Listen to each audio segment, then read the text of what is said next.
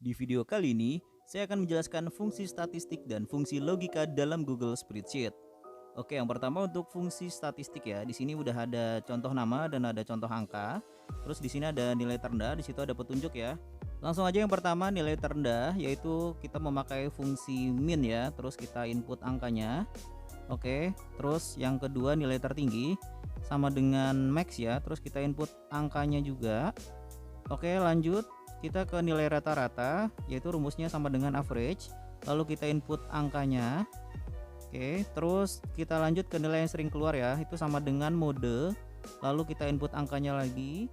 Kita lanjut ke fungsi count, itu untuk menghitung jumlah data yang ada terkecuali sel kosong yang warna merah ya. Oke, kita input aja langsung. Oke, dapat hasilnya ya. Terus kita lanjut ke count if, itu untuk menghitung jumlah angka yang sering keluar. Oke, lalu kita input angkanya, terus kita masukin aja ke nilai yang sering keluar. Oke, fungsi statistik sudah, kita langsung lanjut ke fungsi logika ya, yaitu if tunggal dan if bertingkat. Oke, di sini ada petunjuk, bisa kita baca ya. Di if tunggal, kita mau bandingkan nilai terendah dengan nilai yang sering keluar dengan operator pembanding sesuai yang ada di petunjuk ya. Lalu tinggal kita input untuk logical expression, for if true dan for if false. Jangan lupa sesuaikan operator pembanding.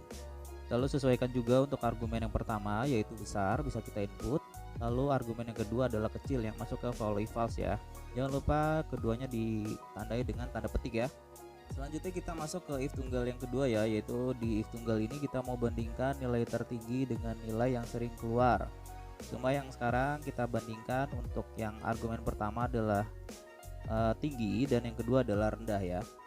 Kita input lagi ya untuk logical expression, for if true dan for if false dengan menyesuaikan operator pembanding juga ya.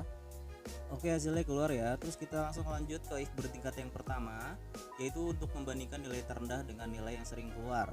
Dan di sini ada petunjuk untuk membandingkan 3 argumen yang berbeda ya. Karena satu fungsi if cuma bisa menampung 2 argumen, makanya kita di sini perlu bantuan if tambahan ya. Untuk argumen pertama, jika nilai terendah lebih besar dari nilai keluar yang kita tampilkan, maka hasilnya adalah besar. Oke, yang kedua adalah jika nilai terendah lebih kecil dari nilai yang sering keluar, maka kita akan tampilkan kecil. Dan yang ketiga, jika nilai terendah sama dengan nilai yang sering keluar, maka kita akan tampilkan sama. Oke, kita input satu-satu ya. Khusus untuk argumen sama, kita input aja di follow if false ya, atau yang terakhir. Dan dapat hasilnya. Oke, kita langsung lanjut ke if bertingkat yang terakhir ya. Oke, kita lihat petunjuknya. Yaitu di sini kita untuk membandingkan nilai tertinggi dengan nilai yang sering keluar. Jika nilai tertinggi lebih besar dari nilai yang sering keluar, kita tampilkan tinggi.